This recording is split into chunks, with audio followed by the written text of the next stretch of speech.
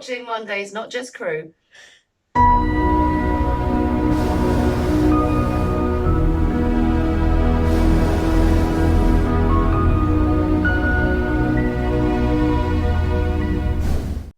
Welcome to Monday's Not Just Crew. Well, pretty much following on from last week's episode of refugees. As you know, Simon had the pleasure of chatting to young Lisa from Ukraine. This week, we're going to actually speaking to somebody who works in the airline industry and has set up their own help. They travel around the world just to help, and this is a brilliant way that they utilise their job. So immediately, I'm going to bring in my friend and colleague Simon just to catch up pretty much from last week's episode, and soon we'll be introducing you to Josh. So Simon, I'm going to bring you in, providing you behave yourself. Here he is. You're looking very brown. Newcastle's obviously been having the sun, or you have a new makeup artist. Which one is it?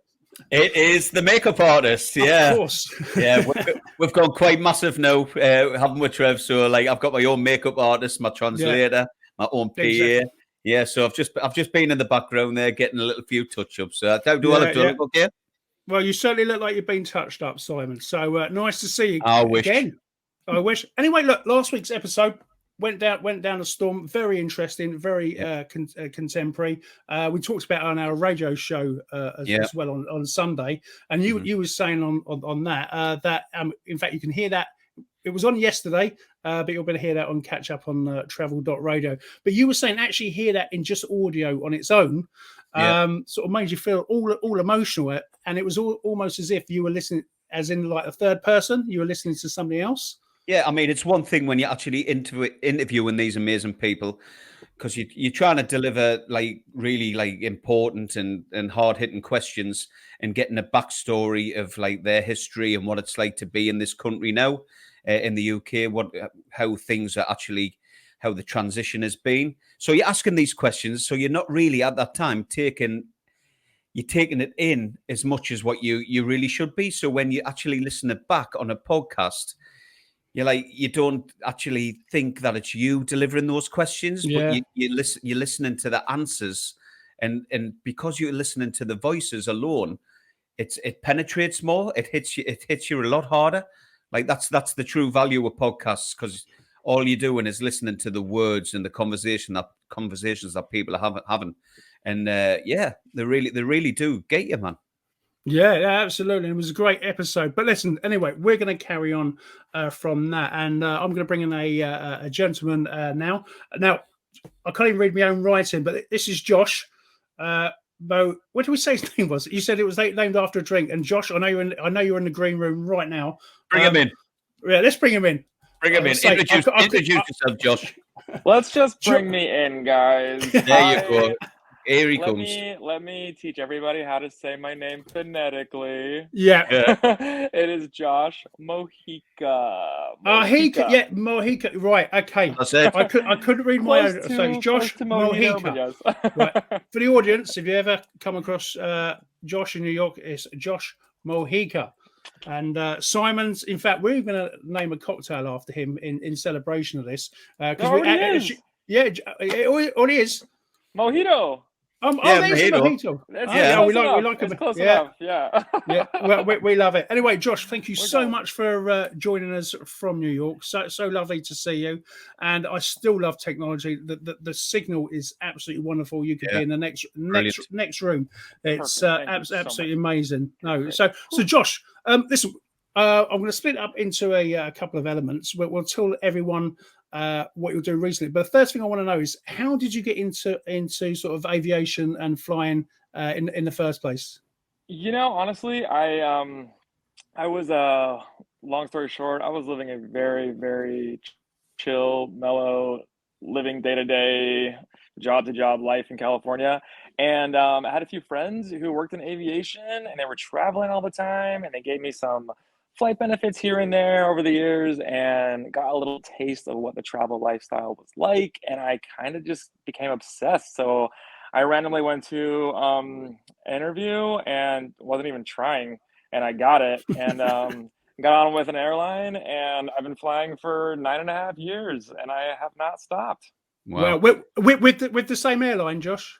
Yeah, with same airline. I've been working with SkyWest Airlines. They're regional based out of Utah. I originally got the job in LA. Since then, I've been, I don't know, based in 5 different bases all over the country. And yeah, I live in New York now, and I still work for 'em.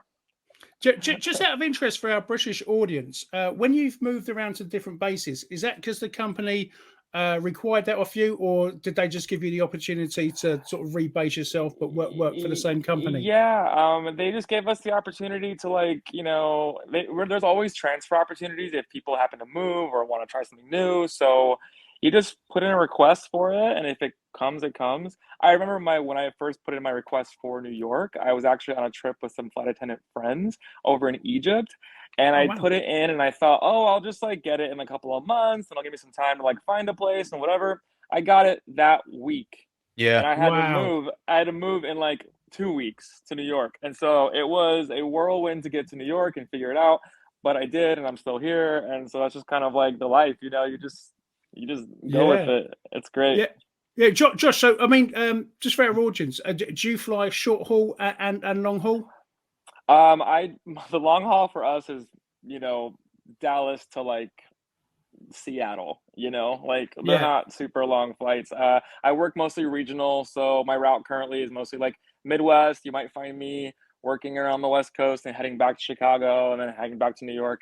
But I'm always stopping over somewhere. I don't do those long 5.5 or whatever flights or go to Europe or anything like that. I do Mexico and Canada. yeah. That's What's it. the what aircraft are you flying on? I primarily fly the Embraer 175. It's those 2-seaters with 12 passengers in the front. Yeah, Mhm. yeah, That's my gig. yeah. That's what you used to fly on, sorry, wasn't it? Yeah, Fly we B? did. Well, at Flybe, we did the Dash 8s, and then we had the Embraers as well, 175s. Josh, where are you from originally? Are you from New York originally? So I actually am from New York originally, although I didn't grow up here. I was here until about 7.5, 8, then moved around with my family a lot. I ended up in North Carolina, and then as a young adult, ended up in Las Vegas, California, Wow. Seattle, Yeah. all over the place. This is why, obviously, you're well suited to being cabin crew, flight attendant, because, you're here, there, you're everywhere, and it doesn't bother you. I You know what I mean? It's you enjoy the kind of the mishmash of life's craziness. Yeah, I sort of do. I can't help it. I mean, there's something unique about being able to just, teleport, if you will, Yeah. to different places and just kind of experience different parts of the world. I like it. Mm-hmm. Yeah. Well, can I just ask you, what Sure. is your favorite thing about being a flight attendant? What if you could just pick one thing? Oh man. Favorite thing, favorite thing, favorite thing. I would say on the job as a flight attendant would probably be just talking to interesting people. Yeah. You know, Mhm. you're always, talking to somebody in first class, having a Mhm. conversation, and you find out that they happen to run TikTok, or I met people randomly, actually while working with refugees. I met a photographer who was on the ground a long time ago in Greece, and I swore he looked familiar, and I asked him just point blank, have you been to Greece recently? And he said, yeah, actually I have. Wow. And he was like, yeah, I was in Idomeni, blah blah blah. Long story short, we connected, and we're still friends to this day. We Mhm. still hang out, but we had this super funny experience moment where we had just gotten back from this crazy refugee crisis camp situation, and connected on a flight, and it was just the funniest thing ever. So that and celebrity sightings. Yeah, Yeah. absolutely. Well, that's it. It's all about the people, isn't it? Because the job that we do as flight attendants, cabin crew, it's not your normal job. You meet so many different people, and everybody. You've got your crazy, you've got your normal folk, and it keeps it so exciting, doesn't it? I mean, I'm not just talking about the passengers. I'm talking about the crew as well. You fly with Oh, the so many crew. crazy, wow, Hmm. nuts. Yeah. We could do a whole podcast on the crazy cruise. Yeah. I We think would you're be. one of them. I probably am. I Yeah. probably Oh, am. so 100%. Josh, so moving on. You've been say flying for 9 years now, and then you've obviously utilised the sort of job to help other people. Now, I understand you're massively into travel photography, which I'll talk about any second now. But why you were traveling, did you have any idea of the story that you're just about to tell us? Did you? I mean, is it something you'd always wanted to do, or did it pretty much come around big because of being a flight attendant? You know, honestly, I think the experience I had definitely came about because of being a flight attendant. I got into the industry, the job to travel. It was not about the money for me. It was just about the benefits. And I found myself a couple years into a lot of like tourism basic traveling, right? Like flying to Brazil and doing like Copacabana Beach on New Year's, Yeah. and flying to Japan and doing Tokyo. Like I just was doing all these like Mhm. trips all the time. I remember my second year of flying, I hit like 16 countries in 1 year. Wow. And I just was like nonstop. And 1 year, I think it was my third year, I was in Myanmar. And long story short, a friend of mine got sick. And we ended up in a government hospital up in northern Myanmar. And that is not a place you want to be, in a government No. hospital. Like, not at all. As an American by yourself, I was just like not aware of like Where what is to that? Where is do. that, Josh? I was up in Mandalay. It's in Myanmar, just north of Thailand. Right, got you. Mhm. And back then, I think Myanmar, known otherwise as Burma, was a little bit more obscure. And anyway, after that experience of seeing like kind of the real, I don't want to swear, You can. but okay, Simon's cool. worse. Seeing some of the real shit that goes down in these like developing countries that are very, very poor. I had this like kind of a wake up call almost, where I was like, there's more to life than just like having a mojito, for example, on a nice beach in a random country, where I think it's good. Tourism brings a lot to those people, economy wise, but I felt like I could do more in the world with the flight benefits I had. And when I got back, I just put myself in a place mentally where I was like, okay, what do I want to get involved in? How do I utilize my benefits to better serve, people in the world, and, Yeah. see it Brilliant. differently. So, Mhm. yeah. And so, how did you go about action in that? So, you had this idea. The thing with crew, sometimes it can be sleep playing tricks in our mind. But honestly, we have something crew have all these brilliant ideas, but so few of us actually commit any action to them. Right. But you did. So, what was your Mhm. what was that commitment? Did you write down exactly what you wanted to achieve, or was it literally a case of literally straight into action? It was a straight into action Brilliant. situation. I'm an overthinker sometimes, and I think people can do that with a lot of life choices. You can Yeah, overthink something to death, right? yeah, And you never do anything with it. yeah. So, and I knew if I was going to do something, I would have to make a grand gesture almost for myself to push myself into that call to action that I felt I needed to do. So I ended up, I happened to see a friend of mine right when the Syrian refugee crisis really like blew up in 2015.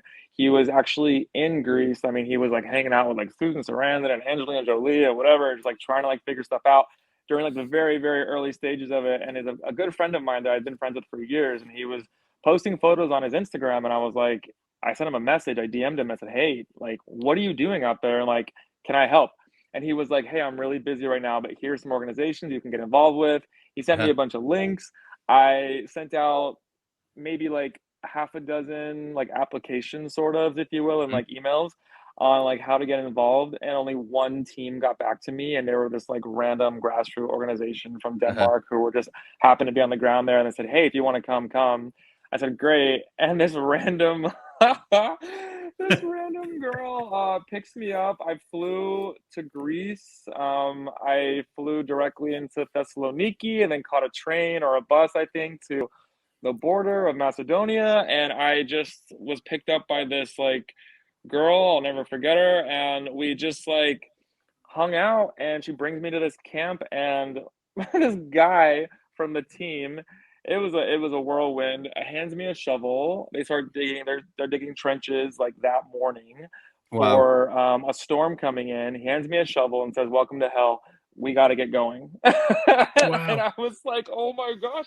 And that experience alone kept me going. So you literally hit the ground running, as it were. Yeah. There was no prep work. There was no like, let's grab a meal or whatever. Let's hang out. He hit the ground. He hit the ground with a shovel.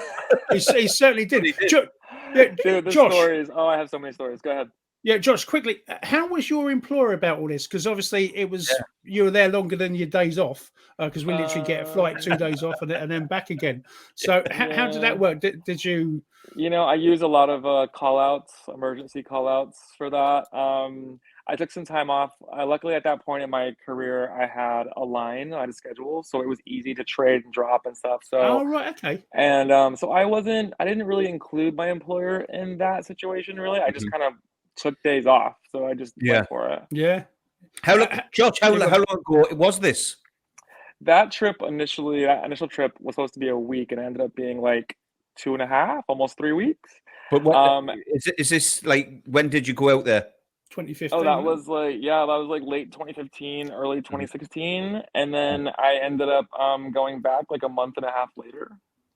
Yeah, wow. And then right after the same spot. After you've sort of returned from that literally first experience, which it must have been sort of mind-blowing to go from, say, the comfort of one of the metropolitan cities such as sort of New York into pretty much a war zone. I mean all of a sudden you're going, basic things where you fed well out there, you know what I mean? What provisions did you have to take out with you on that very first trip?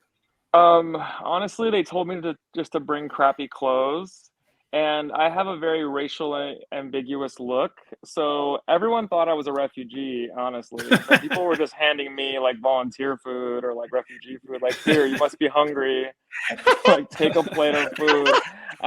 So I didn't really bring a lot of food, honestly, or anything like that. I was staying in a really raunchy, actually Macedonian casino across the border while I was there, and then I became friends with so many refugees that I just kind of started sleeping in the camps.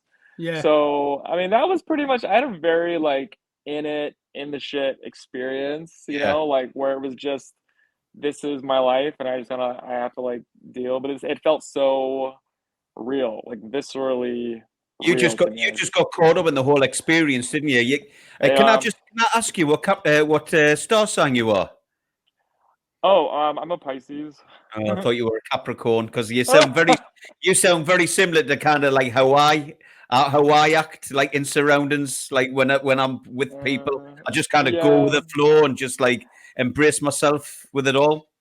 Yeah, I'm a pretty mellow Pisces. That's pretty cool. I have my moments. I'm also Puerto Rican, so I have a fire in me as well. But so Josh, so when you came back from that first trip, or Simon, I'm not sure what the terminology is for that. Did you want to leave, or did you want to get back to the States to sort of reorganize your life? Knowing, at that point, did you know you were definitely going to go back again? No, honestly, so like, to be honest, I spent a year, 2 years just going back and forth on and off. I didn't really have much of a social life happening when I was living in Seattle at the time, and I was just like so in it that I would work out here to make money to go back, like that was my life for like a good year and a half. And I had no plans of doing anything with it other than just like being there. I just felt very connected to these people, volunteer and refugees, and I just wanted to keep going back. And I just kept making more friends on that side of the pond than I was here. Yeah. So I just kind of felt inclined to stay involved. Wow. Guys, listen, I'm going to have to go to a break because I've got the producer shouting in my ear. He's doing a lot of that recently. Josh, stay with us. Simon, you can go if you want. No, you stay here as well. And join us again in a few minutes. Cool.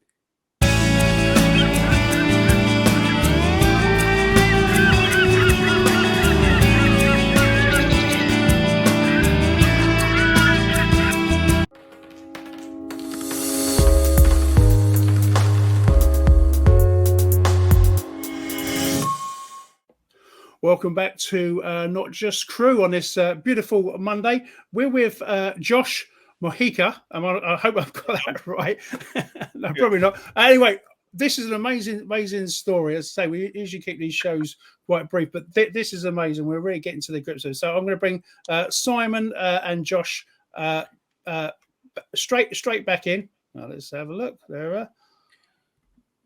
Right, here we are. Welcome back, gentlemen. Lovely to see you all. So you were literally just about to ask Josh a question there, so I shall hand it back over to you. Yeah, obviously, with all the experiences that you've undergone, when did you decide you were going to set up what you've done and tell our audience what you've actually created? Yeah, so really briefly, I honestly just had I had this like random epiphany while I was trying to find a birthday cake for a young Afghan refugee who was about to get kicked out of a park in northern Thessaloniki over in Greece. It was on one of I think it might have been my fifth or sixth trip, but I thought it'd be cool. I was looking for this cake and I bought this cake and I had like zero money, but I was like, screw it. Like this kid needs a birthday and it make him feel good. And we threw this kid a birthday party in a park. And I think it was just this very like humbling, great moment for like his family who had been traveling for not years, but like months to trying to get over to a safe, country.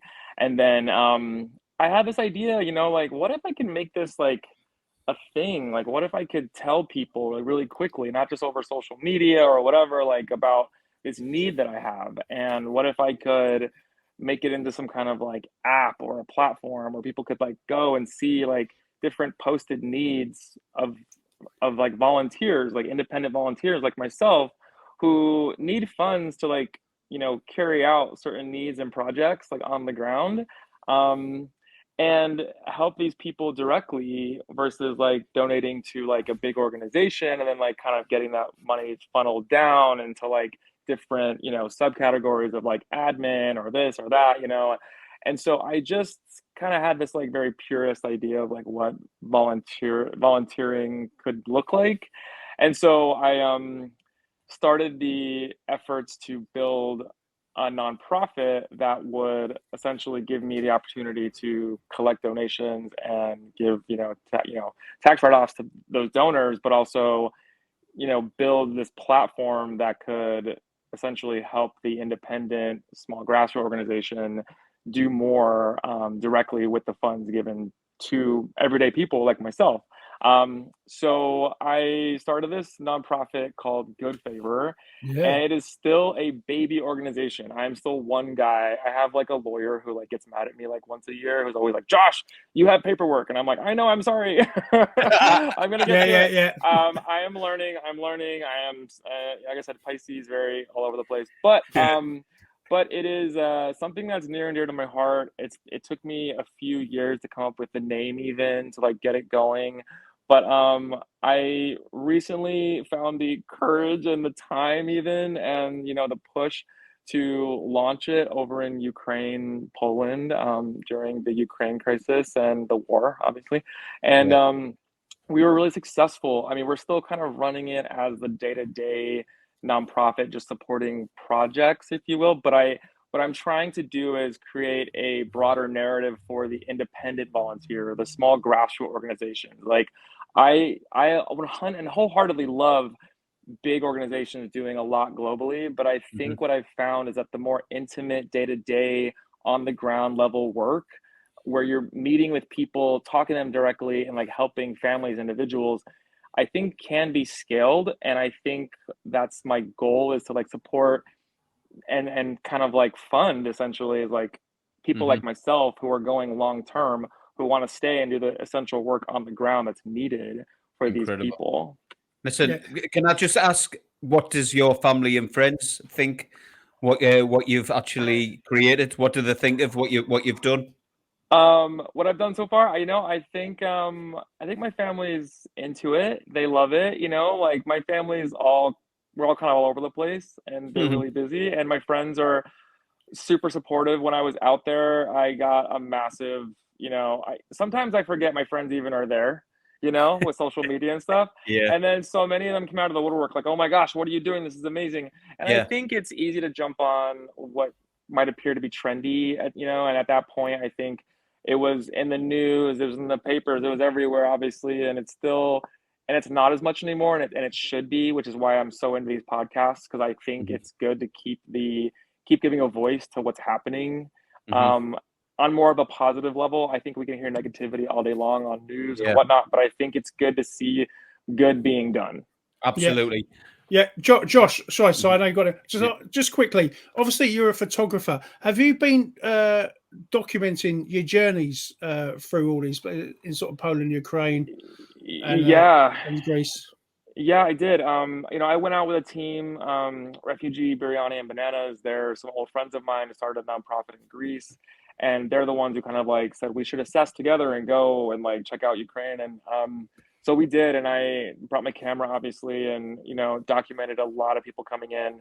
Obviously, it's a very sensitive thing to document, and so I'm always constantly having to like ask people for permission or like scale back like where I'm at, in regards to like getting an overall shot. But there were people that were very amenable to it. What I've found working with refugees is that they want the world to see what's going on, and they may not have the platform or the means to show them, but they want people to see the reality of what's going on because they need the help.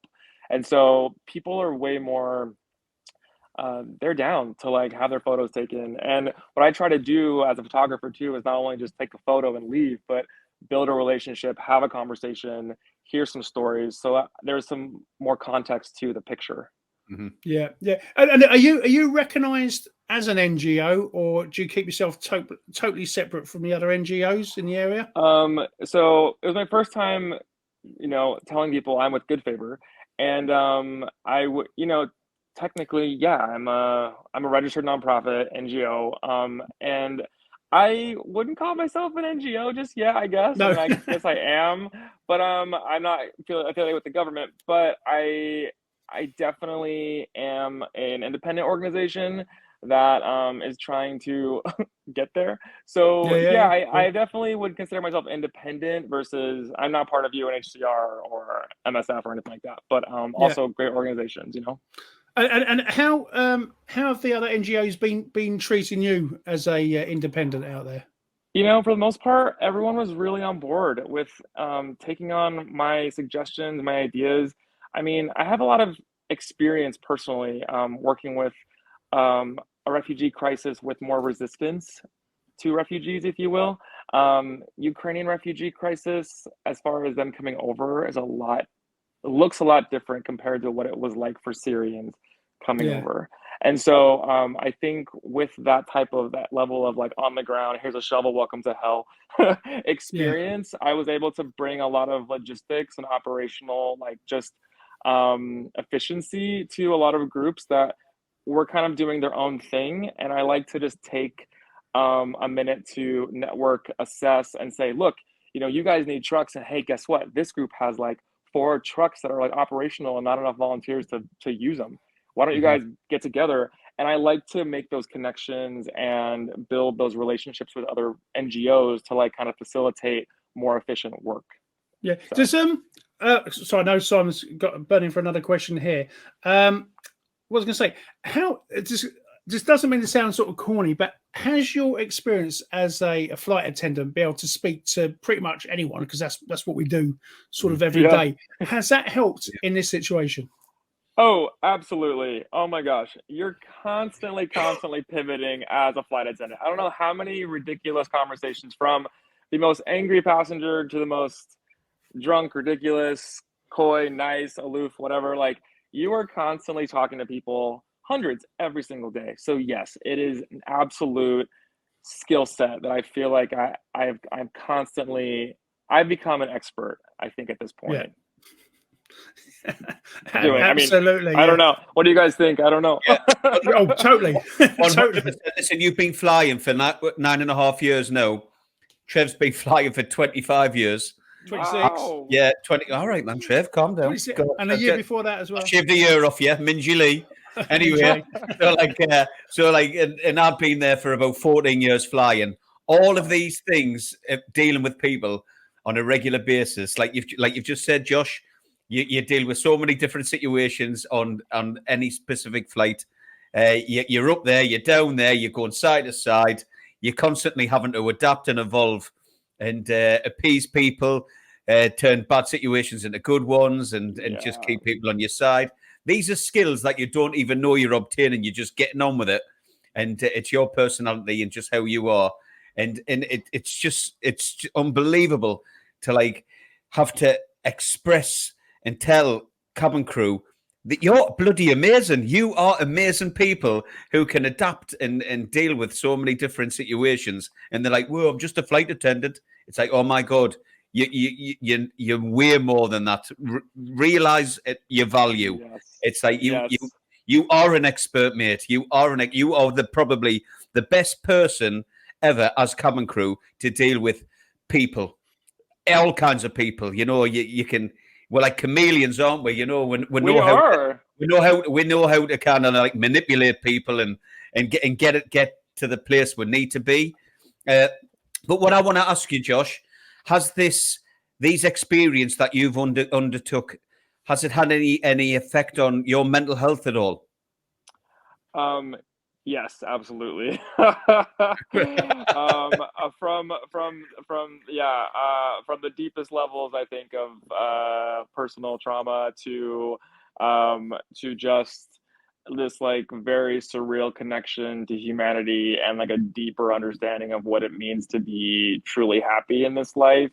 I think that mentally I've had to 100% take moments to do the therapy, the internalizing of and processing of what I just saw and experienced, because you don't have a lot of time to do that on the ground. You're just reacting. And so yeah, back home I've had to take breaks. I went through a phase where I took like a year and a half off from doing it, even though I was still kind of there.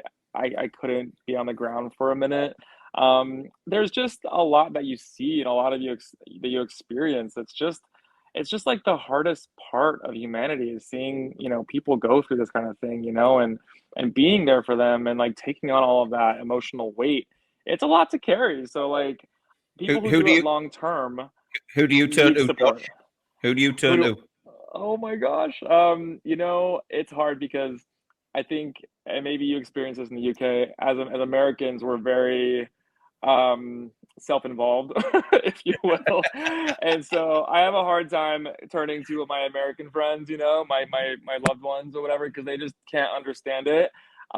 It's my volunteer friends. I have friends that I have known for years, and we're like best friends because of that shared experience we had in Idomeni or in Serbia or in Ukraine even, who I can call at any point crying, saying, "I need to talk about this. I can't." And they will drop everything and talk to me. And I will do the same for them. It's just something that it's very rare to experience with somebody. And I think because of that, we have this very tight, strong bond. Listen, Josh, don't forget what you've been doing over the last few years is nothing short of incredible, right? Be very proud of yourself, right? Thanks. You're doing an amazing job. There's like 99% of people out there just sit back and watch and just see what's going on. You are that 1% who's actually put themselves out there and you're doing something about it. It's absolutely awe-inspiring, and just be very proud of what you're doing, mate. Aw, Simon, thank you. He's got a way with words as I'm Simon. gonna cry in a second. Yeah.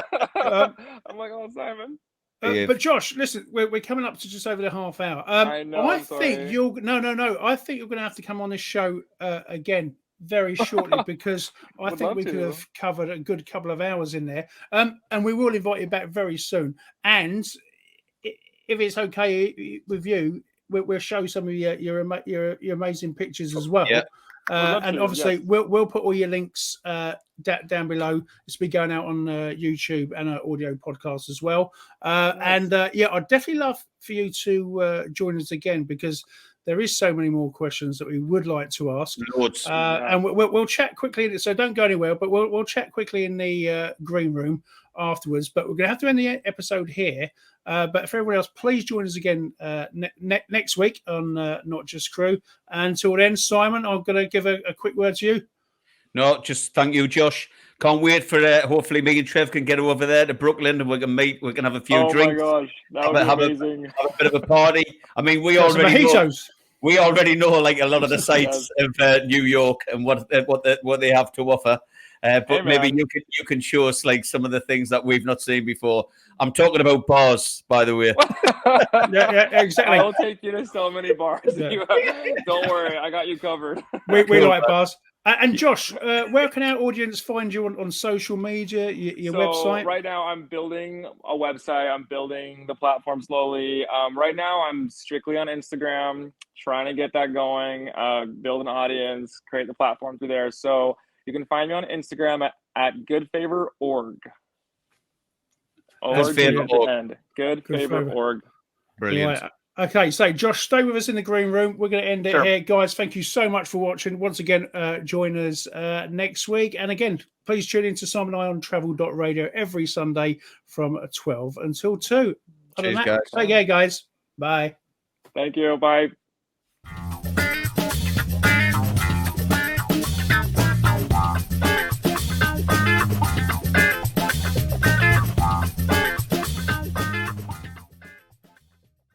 Thank you.